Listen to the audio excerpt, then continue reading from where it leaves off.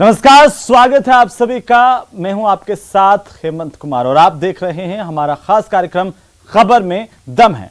खबर में दम है कि आज के स्पेशल शो में हम आपको दिखाने जा रहे हैं प्रदेश में सियासी तकरार का वो न्यू चैप्टर जिस पर सियासत गर्म है।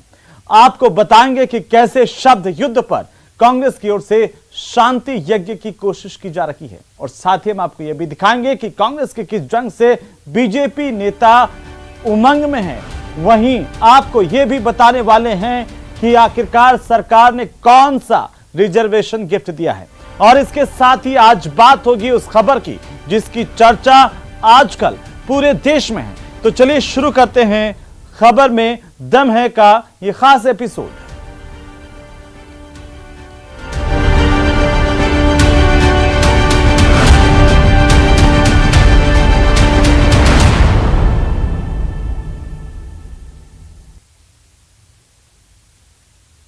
तो खबर में दम है में आज सबसे पहले बात सियासी तकरार के उस न्यू चैप्टर की जो इस वक्त प्रदेश में सुर्खियों में है।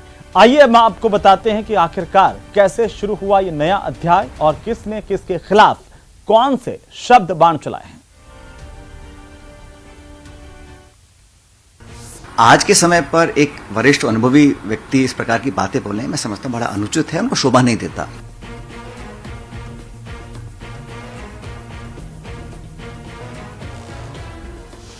सीएम गहलोत ने पायलट पर लगाए पार्टी से गद्दारी के आरोप।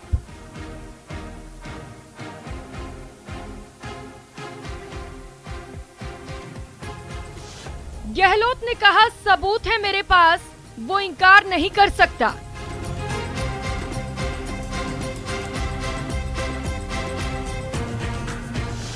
सचिन पायलट ने भी किया पलटवार, बेबुनियाद हैं सारे आरोप।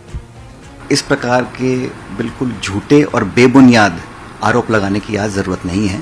राजस्थान के सीएम अशोक गहलोत और डिप्टी सीएम रहे सचिन पायलट के बीच जब भी वाक युद्ध होता है तब तक राजस्थान की राजधानी जयपुर से लेकर देश की राजधानी दिल्ली तक सियासी भूचाल आ जाता है। ताजा सियासी भूचाल तब आया जब राजस्थान के मुख्यमंत्री अशोक गहलोत ने खुल करके एक बार फिर से सचिन पायलट को गद्दार बताया। इतना ही नहीं, उन्होंने बार बार कहा कि सचिन पायलट कभी मुख्यमंत्री नहीं बन सकते। इसके साथ ही इस बार खास बात यह रही कि सचिन पायलट ने इन आरोपों का त्वरित प्रभाव से जवाब दिया और काउंटर करते हुए सबसे बड़ा हमला बोलते हुए सचिन पायलट ने कहा कि वरिष्ठता और इस उम्र के अंदर अशोक गहलोत को इस तरह के बयान शोभा नहीं देते हैं। सीएम गहलोत और सचिन पायलट के बीच की अदावत के जिन्न को दिल्ली कांग्रेस जितनी शिद्दत से बोतल में बंद करने की कोशिश करती है, ये जिन्न उतनी ही ताकत से बार बार बाहर निकल जाता है और हर बार पार्टी में सियासी भूचाल लेकर आता है। इस बार इस सियासी भूचाल की शुरुआत की है सीएम अशोक गहलोत ने। एक इंटरव्यू के दौरान सीएम अशोक गहलोत ने सचिन पायलट पर अब तक का सबसे तीखा हमला बोला। आइए आपको एक एक कर बताते हैं कि अपने तर्कश से सीएम गहलोत ने सचिन पायलट पर आरोपों के कौन कौन से बाण चलाए हैं। प्रहार नंबर 1, हाईकमान सचिन पायलट को कभी मुख्यमंत्री नहीं बना सकता। प्रहार नंबर 2, पार्टी के साथ गद्दारी करने वाले कभी स्वीकार नहीं किए जाएंगे। प्रहार नंबर 3, सचिन इनकार नहीं कर सकते, सारा खेल उन्हीं का किया हुआ था। प्रहार नंबर 4, 10-10 करोड़ रुपए बांटे गए थे, मेरे पास इसके पक्के सबूत हैं। प्रहार नंबर 5, दिल्ली में बीजेपी दफ्तर से पैसे उठाए गए थे। प्रहार नंबर 6, सचिन मानेसर में जाकर बैठ गए थे, वहां धर्मेंद्र प्रधान आते थे। प्रहार नंबर 7, जिन्होंने 34 दिन भुगता वो उन्हें कैसे सहन कर सकते हैं। प्रहार नंबर 8, हमने राजभवन में धरना दिया और प्रदेश की सरकार बचाई। प्रहार नंबर 9, सचिन पायलट के पास 10 विधायकों का भी समर्थन नहीं है। प्रहार नंबर 10, सरकार बचाने वाले 102 विधायकों को सचिन मंजूर नहीं है। सीएम गहलोत ने अपने इंटरव्यू में सचिन पायलट की धज्जियां उड़ा दी, पार्टी के लिए उनके समर्पण और किए गए कामों पर गद्दारी का दाग लगाया। ऐसे में सचिन पायलट का बिफरना लाजिमी था, लिहाजा उन्होंने भी सीएम गहलोत पर सीधा और अब तक का सबसे करारा पलटवार किया। पलटवार नंबर 1, कौन बताता है उन्हें ये बातें? मैं नहीं जानता हूं कि उनको एडवाइस कौन करता है या किसके कहने पर ऐसी बातें बोली जाती हैं, लेकिन आज से पहले भी अशोक गहलोत जी ने बहुत सारी बातें मेरे बारे में बोली। पलटवार नंबर 2, उनके आरोप झूठे और बेबुनियाद हैं। मुझे उन्होंने नकारा कहा, निकम्मा कहा, गद्दार कहा और आरोप लगाए। मैं समझता हूं कि इस प्रकार के बिल्कुल झूठे और बेबुनियाद आरोप लगाने की आज जरूरत नहीं है। पलटवार नंबर 3, राजस्थान में जब सरकार बनी तब मैं अध्यक्ष था। राजस्थान के अंदर जब सरकार बनी तो भारतीय जनता पार्टी को पॉलिटिकल चुनौती हम लोगों ने दी। मैं कांग्रेस पार्टी का अध्यक्ष था। पलटवार नंबर 4, गहलोत के नेतृत्व में 2 बार सरकार रहते हुए चुनाव हारे। गहलोत साहब के नेतृत्व में 2 बार हमारी सरकार रहते हुए फिर हम हारे। उसके बावजूद तीसरी बार जब पार्टी आला कमान ने कहा कि उनको मुख्यमंत्री बनना है, तब हमने इसको स्वीकार किया। पलटवार नंबर 5, सीएम गहलोत को ऐसी बातें शोभा नहीं देती। आज के समय पर एक वरिष्ठ अनुभवी व्यक्ति इस प्रकार की बातें बोले, मैं समझता हूं बड़ा अनुचित है, उनको शोभा नहीं देता। पलटवार नंबर 6, सीएम गहलोत इतने असुरक्षित क्यों हैं? और किसी भी व्यक्ति को कभी भी इतना असुरक्षित नहीं होना चाहिए, क्योंकि आज मैं इस पद पर हूं, कल नहीं रहूंगा, क्योंकि ये जीवन का क्रम है। राजनीति में उतार चढ़ाव आते रहते हैं। वार पलटवार का ये चैप्टर नया है और इस चैप्टर में इस बार दोनों खुलकर एक दूसरे पर आरोपों की तीर चला रहे हैं और इस युद्ध में नुकसान पार्टी का हो रहा है। राजस्थान के सीएम की कुर्सी को लेकर के कांग्रेस के राष्ट्रीय अध्यक्ष के चुनाव से उठा हुआ बवंडर कब थमेगा, इसके बारे में किसी के पास अभी फिलहाल कोई जवाब नहीं है। मगर राहुल गांधी की भारत जोड़ो यात्रा राजस्थान पहुंचती उससे पहले ही एक बार फिर से इस सियासी बवंडर की पटकथा को लिख दिया गया है। लेकिन अब इसका क्लाइमेक्स क्या होगा, इस कथा का अंत कब होगा, ये देखने वाली बात होगी। कैमरा पर्सन दिलीप चेची के साथ लवली वधवा, न्यूज 18 जयपुर।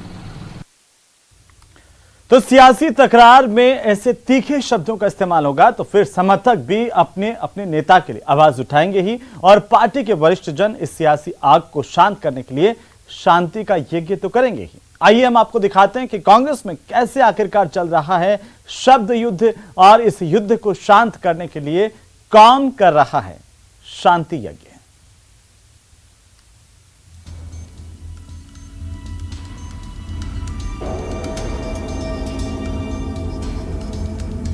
अशोक गहलोत जी का ये बयान सचिन पायलट जी के खिलाफ नहीं है, ये कांग्रेस नेतृत्व के खिलाफ है। अब की बार फाइनल फैसले की कर रहे हैं बात। और काउंटिंग क्यों नहीं करवा लेते?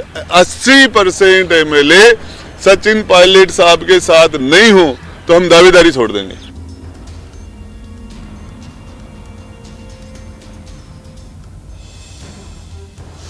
पार्टी के वरिष्ठ नेता शांत रहने की कर रहे हैं अपील। अशोक गहलोत जी बड़े वरिष्ठ, बड़े अनुभवी हमारे नेता हैं। सचिन पायलट जी युवा नेता हैं, उनका भी एक विशेष महत्व है हमारा संगठन में।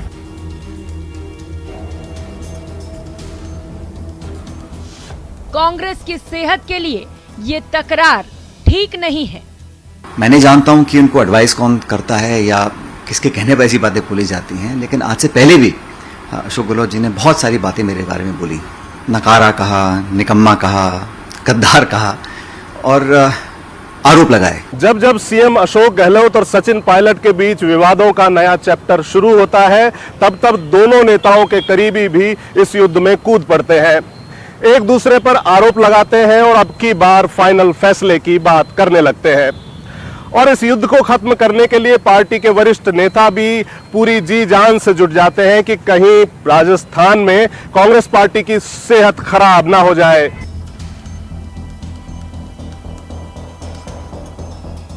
सीएम गहलोत ने सचिन पर गद्दार वाला बयान क्या दिया, दोनों के करीबी नेताओं ने फिर वही राग अलापना शुरू कर दिया।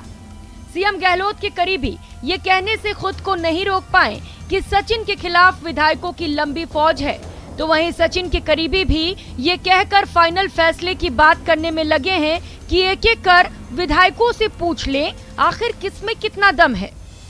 कोई भी किसी पद पर क्यों नहीं हुई, हम लोग अगर शब्दों की गरिमा नहीं रखेंगे तो राजस्थान क्या है? आज दुनिया में हम लोगों के पहचान है वो शब्दों के कारण नहीं। तो ये जो शब्द है, मैं माफी चाहता हूं। वो कह रहे सीएम नहीं बन सकते, 10 मंत्री 10 विधायक उनके साथ नहीं है।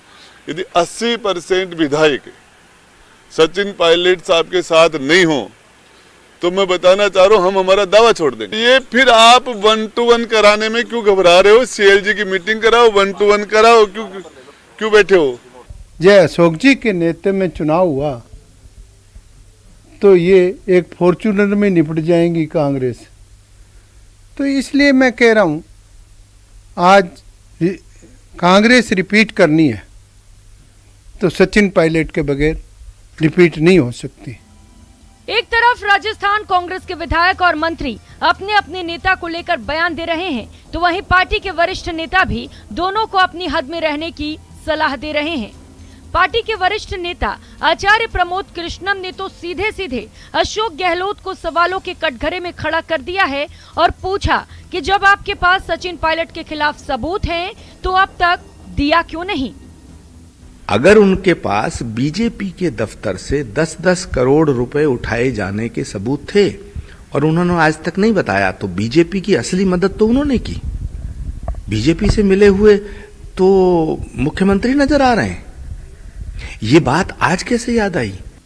आचार्य प्रमोद कृष्णम ने भले ही सीएम अशोक गहलोत को उनके बयानों को लेकर कटघरे में खड़ा किया, लेकिन इस वक्त पार्टी के वरिष्ठ नेताओं का मकसद इस विवाद को शांत कराना है, क्योंकि वो नहीं चाहते कि जब राहुल गांधी की भारत जोड़ो यात्रा की राजधानी में एंट्री हो तब ऐसे किसी विवाद से उनका सामना हो। यही वजह है कि पार्टी के वरिष्ठ नेता जयराम रमेश ने दोनों से पार्टी फोरम पर अपनी अपनी बात कहने की अपील की है। जो कुछ मतभेद हैं, मुझे विश्वास है, मैं यकीन करता हूं कि वो जल्द से जल्द संगठन के नजरिए से कोई हल निकाला जाएगा।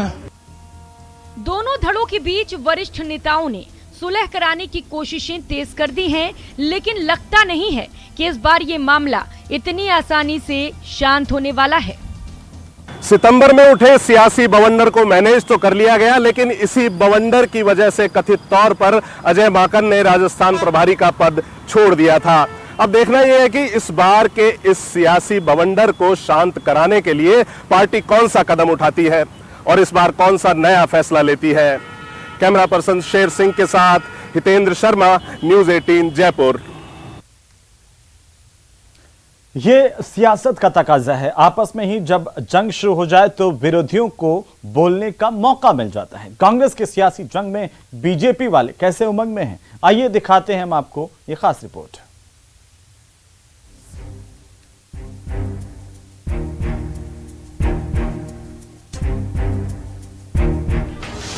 कांग्रेस में जंग पर बीजेपी नेता कस रहे हैं तंज। मुझे लगता है कि अब अशोक जी की भाषा ऐसी है, नई फिल्म होगी, हम तो डूबेंगे सनम, तुमको भी ले डूबेंगे। सरकार की विदाई से खत्म होगा पूरा विवाद। जो लोग मानेसर में गए थे उनमें से मंत्रिमंडल में 4 से ज्यादा आदमी शामिल किए, क्यों गलबाइयां किए हुए हैं? मुख्यमंत्री जी की सारी शैली राजस्थान की जनता समझ लेती। गद्दार कहने वालों ने की जनता से बेवफाई। अगर बेवफाई और ज्यादती और बेइंसाफी किसी के साथ हो रही है तो वो राज्य की जनता है। मुख्यमंत्री अशोक गहलोत ने सचिन पायलट को एक बार फिर से गद्दार बताते हुए उनके बीजेपी से साठगांठ के आरोप लगाए, तो बीजेपी भला कहां चुप रहने वाली थी। बीजेपी ने भी गहलोत पर हमलों की बौछार की और यहां तक कहा कि इस सरकार की आपसी लड़ाई इस सरकार की विदाई के साथ ही खत्म होगी। जब भी दोनों पार्टियों में संग्राम छिड़ता है तो फिर नेताओं को एक दूसरे के खिलाफ आग उगलने का मौका मिल ही जाता है। इस बार जब विवाद शुरू हुआ है तो बीजेपी ने भी विवाद में एंट्री करने में ज्यादा वक्त नहीं लगाया। जब भी किसी पार्टी के अंदर लड़ाई होती है तो फिर विरोधियों को कटाक्ष करने और तंज कसने का मौका मिल जाता है। इस बार भी जब सीएम गहलोत और सचिन पायलट के बीच विवादों का नया चैप्टर शुरू हुआ तो बीजेपी नेताओं ने भी इस विवाद में एंट्री करने में देर नहीं लगाई। हालांकि ये पटकथा पुराने समय से लिखी गई है और ऐसा लगता है कि नई बोतल में पुरानी शराब है। फिल्म का नाम है गद्दार कौन। कांग्रेस की आलाकमान के सामने एक यक्ष प्रश्न है, क्योंकि दोस्त तो सबने एक जैसा किया है, प्रभारी को और सीएलपी को डिनाई करना, ये दूसरा एक एपिसोड था। उससे पहले का घटनाक्रम सचिन पायलट का पार्टी से विलग होने का था, बाड़े में बंद रहने का था। भारतीय जनता पार्टी पर आरोप लगाने से पहले यक्ष प्रश्न ये उठता है कि उन्हीं के सबसे वरिष्ठ सहयोगी डॉक्टर महेश जोशी ने 4 एफआईआर दर्ज की थी, 3 एसीबी में, 3 एसओजी में, 1 एसीबी में, और उनमें उन सबके विरुद्ध एफआईआर थी, जो सचिन पायलट से लेकर आज मंत्रिमंडल के पर्यटन मंत्री, ग्रामीण विकास मंत्री, इन सब लोग उसमें शामिल थे। कांग्रेस की अंदरूनी कलह को बीजेपी के माथे फोड़ना ये अनुचित है और गलत है। इसलिए भारतीय जनता पार्टी कांग्रेस के अंतर कलह के अंदर ना कल थी, ना आज है, ना आगे रहेगी, और सरकार को अस्थिर करने का काम आपके खुद के विधायक ही कर रहे हैं। जो विधायक असंतुष्ट हैं, जिन्होंने समय समय के ऊपर आपको पत्र लिख के भी अवगत कराया और समय समय के ऊपर अपना विरोध दर्ज कराने के लिए विधानसभा की सदस्यता से त्याग पत्र भी दिए। 2022 में जब खड़गे साहब और माकन साहब आए थे यहाँ पर सीएलपी की मीटिंग करने के लिए, और कांग्रेस ने विधायकों ने 92 विधायकों ने बहिष्कार किया, उसका इस्तीफा दिया और वो सीएलपी की मीटिंग नहीं हो पाई, तो पायलट ग्रुप इनको गद्दार बता रहा है। तो एक दूसरे को गद्दारी का सर्टिफिकेट इन्होंने खुद बांट दिया है। परंतु मूल बात यह है कि मूल रूप से अगर बेवफाई और ज्यादती और बेइंसाफी किसी के साथ हो रही है तो वो राज्य की जनता है जो इनके दुष्कर्मों से पीड़ित हो रही है। कांग्रेस के झगड़े पर तंज कसते हुए बीजेपी नेता ये भी सवाल उठा रहे हैं कि अगर सीएम गहलोत के पास इस बात के सबूत हैं कि बीजेपी दफ्तर से 10-10 करोड़ रुपए उठाए गए, तो फिर उन्होंने उन सबूतों को अब तक लोगों के सामने क्यों नहीं रखा। साथ ही वो ये भी पूछ रहे हैं कि जिन लोगों पर वे गद्दारी का आरोप लगा रहे हैं, उन लोगों में से कुछ लोगों को उन्होंने मंत्री क्यों बना रखा है। एफआईआर पर कार्रवाई क्यों नहीं हुई, क्या सबूत है उनके पास, 10-10 करोड़ रुपए बांटे गए थे, किसके माध्यम से बांटे गए थे। राजस्थान की जनता जानना चाहती है, क्योंकि राजस्थान के संवैधानिक प्रमुख के मुख से निकले हुई बातें हैं। उनको इस प्रकार की बचकानी बातें करने से पहले सबूत के साथ आगे आना चाहिए। उन तथ्यों को छुपाए हुए क्यों हैं, और उन गद्दार का साथ देने वाले 4 से ज्यादा लोग आज उनके मंत्रिमंडल में उनके सहयोगी हैं। कांग्रेस की आपसी जंग से फायदा बीजेपी को होने वाला है। ऐसे में बीजेपी नेता पूरी ताकत से कांग्रेस की बखिया उधेड़ने में लगे हैं। राजस्थान में विधानसभा का चुनाव होने में सिर्फ 1 साल बचा है और कांग्रेस में नेतृत्व की जंग और तेज होती जा रही है।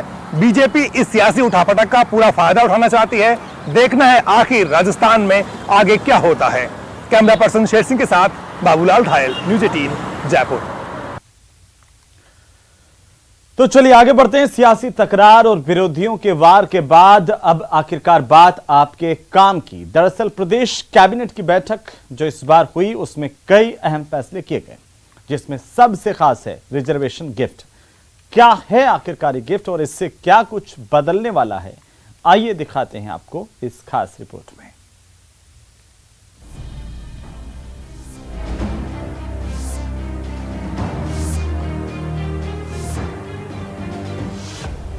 आरक्षण पर गहलोत सरकार का बड़ा फैसला। ओबीसी कैटेगरी के युवाओं की मांग हुई पूरी। राजस्थान सिविल सेवा नियम में संशोधन को मंजूरी। पूर्व सैनिकों को हॉरिजॉन्टल कैटेगरी के हिसाब से आरक्षण। भूतपूर्व सैनिकों का आवेदन नियम 1988 में संशोधन को मंजूरी प्रदान की है। इससे राज्य की भर्तियों में भूतपूर्व सैनिकों को क्षैतिज हॉरिजॉन्टल कंपार्टमेंट वाइज आरक्षण मिलेगा। ओबीसी आरक्षण की विसंगतियों को दूर करने के लिए गहलोत सरकार ने जो वादा किया था उसे कैबिनेट की बैठक में पूरा कर दिया है। इस फैसले के हिसाब से अब SC/ST के पूर्व सैनिकों को भी सीधी भर्तियों में आनुपातिक रूप से प्रतिनिधित्व मिलेगा। साथ ही ओबीसी के लिए आरक्षित पदों में से पिछड़ा वर्ग के गैर सामान्य कैडेट्स को भी पूरा कोटा मिल सकेगा। ओबीसी के कोटे में पूर्व सैनिकों के आरक्षण के पैटर्न पर जो विवाद था, राज्य सरकार ने उस पैटर्न को बदलने का फैसला कर लिया है। गुरुवार की शाम सीएम गहलोत की अध्यक्षता में हुई कैबिनेट की बैठक में यह फैसला किया गया है। पूर्व सैनिकों के आरक्षण के प्रावधानों में संशोधन को मंजूरी दे दी गई है। इसके लिए राजस्थान सिविल सेवा नियम 1988 में संशोधन किया गया है। नए नियम के बाद भूतपूर्व सैनिकों को हॉरिजॉन्टल कैटेगरी वाइज आरक्षण मिलेगा। SC/ST के पूर्व सैनिकों को भी सीधी भर्तियों में अनुपातिक रूप से प्रतिनिधित्व मिलेगा। ओबीसी के लिए आरक्षित पदों में से पिछड़ा वर्ग और गैर सामान्य कैंडिडेट्स को भी पूरा कोटा मिल सकेगा। मंत्रिमंडल ने राजस्थान सिविल सेवा भूतपूर्व सैनिकों का आवेदन नियम 1988 में संशोधन को मंजूरी प्रदान की है। इससे राज्य की भर्तियों में भूतपूर्व सैनिकों को क्षैतिज हॉरिजॉन्टल कंपार्टमेंट वाइज आरक्षण मिलेगा। इसके अतिरिक्त इस संशोधन से अनुसूचित जाति जनजाति के भूतपूर्व सैनिकों को भी समग्र रूप से सीधी भर्तियों में आनुपातिक प्रतिनिधित्व मिलेगा।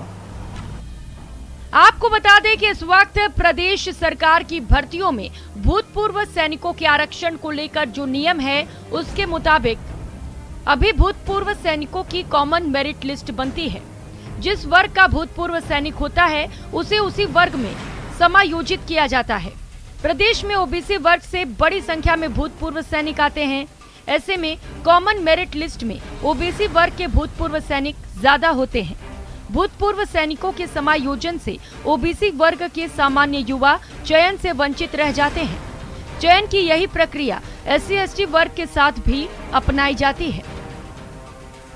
राज्य सरकार में पूर्व सैनिकों की भर्ती का ये फॉर्मूला बीजेपी सरकार के समय 2017 में लागू हुआ था और उसी के बाद से इस प्रक्रिया के विरोध में ओबीसी कैटेगरी के कैंडिडेट्स आवाज उठा रहे हैं, जिसे अब पूरा किया गया है। हालांकि सरकार ने ये भी फैसला किया है कि पूर्व सैनिकों को अधिकतम उम्र में छूट और मिनिमम अंकों में छूट का लाभ मिलता रहेगा। पूर्व सैनिकों के लिए किसी भर्ती में खाली रहे पदों को 1 साल तक कैरी फॉरवर्ड किया जाता रहेगा। जो 12.5% है वो अलग मिलेगा और जो नौजवान है जिनको आज तक शंका थी और बीजेपी के राज में उसमें एक विसंगति पैदा हो गई थी उसको दूर कर दिया गया। वो फौजियों को मिलेगा और वो मिलेगा फौजी के कोटे में। और साधारण जो अभ्यर्थी है जो नौजवानों में पीड़ा थी पिछले दिनों आंदोलन किया उनकी भावनाओं को देखते हुए जो बीजेपी ने त्रुटि की थी उसका सुधार कर दिया गया है। फौजियों को भी अपना राइट्स मिलेगा और ओबीसी के जो नौजवान है उनको भी अपना राइट्स मिलेगा। राज्य सरकार ने ओबीसी आरक्षण में विसंगतियों को दूर करने के लिए जो फैसला किया है वो इतना आसान नहीं था, लेकिन इस फैसले को लेकर पार्टी नेताओं में एक राय नहीं थी। लेकिन ओबीसी वर्ग के युवाओं के आंदोलन और हरीश चौधरी जैसे नेताओं के इस मुद्दे पर खरी के बाद सरकार ने आखिरकार इस पर फैसला कर लिया।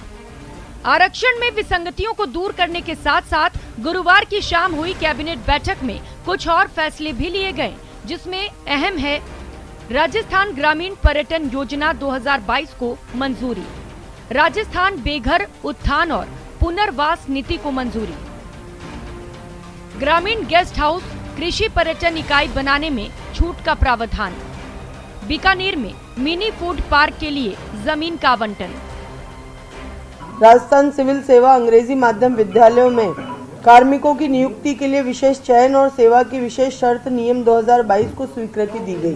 कैबिनेट की बैठक में ओबीसी आरक्षण की विसंगतियों को दूर करने का जो फैसला लिया गया है उसमें और क्या क्या प्रावधान है, साथ ही पूर्व सैनिकों की भर्ती के लिए जिस हॉरिजॉन्टल कैटेगरी वाइज रिजर्वेशन की बात की जा रही है उसे किस रूप में लागू किया जाएगा, इसका पता तभी चलेगा जब इसकी विस्तृत जानकारी सामने आएगी। फिलहाल यही कहा जा सकता है कि सरकार ने ओबीसी वर्ग के युवाओं को साधने के लिए रामबाण चला दिया है। कैमरा पर्सन शेर सिंह के साथ राकेश शर्मा, न्यूज 18 राजस्थान, जयपुर। तो चलिए अब आखिर में बात करते हैं सबसे चर्चित खबर श्रद्धा मर्डर केस की। आइए आपको दिखाते हैं कि आखिरकार क्या है इस केस में अब तक का अपडेट और कैसे शातिर शिकारी की तरह से अपनी चाल बदल रहा है आफताब।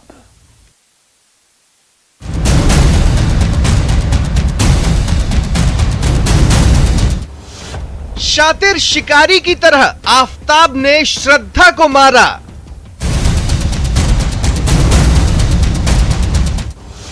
शहर शहर, जंगल समंदर, पुलिस को भटकाया।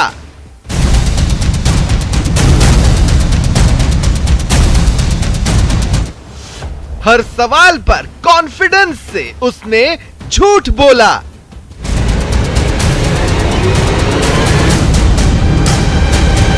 पुलिस ने जितना सोचा था आफताब उससे कहीं ज्यादा बड़ा शातिर और शिकारी निकला। जिस तरह से श्रद्धा की हत्या करने से पहले और हत्या करने के बाद जिस तरह से उसने इस पूरे मामले को, साजिश को अंजाम दिया, उसको देख करके आज पुलिस भी हैरान है। और हैरानी की बात करें कि जिस तरह से दिल्ली पुलिस की बात करें या मुंबई पुलिस की बात करें, शहर शहर, गांव गांव और जंगल से लेकर समंदर तक इस मामले में तमाम सबूतों को ढूंढने के लिए भटक रही है। आफताब कितना शातिर है, इसका अंदाजा श्रद्धा वालकर की पुलिस को लिखी उस चिट्ठी से लग जाता है जिसमें उसने आफताब पर आरोप लगाया था कि वो उसकी हत्या कर सकता है। इसे संयोग कहिए या फिर आफताब के शिकार करने का तरीका। 23 नवंबर 2020 को आफताब ने जो कुछ कहा था उसने ठीक वैसा ही किया। श्रद्धा ने लिखा था आफताब मार डालेगा, आफताब ने सच में मार दिया। श्रद्धा ने लिखा था वो टुकड़े कर देगा, आफताब ने सच में टुकड़े टुकड़े कर दिए। श्रद्धा ने लिखा था आफताब टुकड़ों को अलग अलग फेंकेगा, आफताब ने वैसा ही किया। श्रद्धा ये तो 2 साल पहले ही समझ चुकी थी कि आफताब उसे मार डालेगा, फिर भी वो उसके साथ रहती रही। उसने ऐसा क्यों किया, इसकी भी जांच।